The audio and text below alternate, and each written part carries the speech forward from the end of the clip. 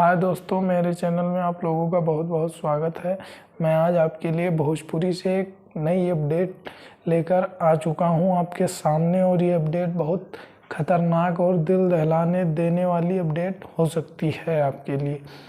ये जो मूवी आई थी चिंटू पांडे की 21 नवंबर को ये मूवी आई थी और 2022 में इसका ट्रेलर आया था। 21 नवंबर में आया था, डेट मैं क्लियर नहीं कर सकता हूँ, शायद नवंबर में इसी 21 और बहुत ही बढ़िया ये मूवी होने वाली है। काजल राघवानी और चिंटू पांडे जी की ये मूवी है, होते होते प्यार हो गया।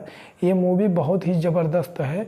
इसमें आखिरी में थोड़ा यही रोमांच रहता है, लव स्टोरी की सीन है और बाद में ये दोनों लोग जुदा हो जाते हैं और फिर आखिरी में है ये दोनों लोग एक हो जाते हैं। ट्रेलर में पूरा कहानी दिखाई नहीं है और ये मूवी बहुत जल्द आने वाली है, अभी तक आई नहीं है ये मूवी और बहुत बढ़िया मूवी होने वाली है चिंटू पांडे और काजल राघवानी की।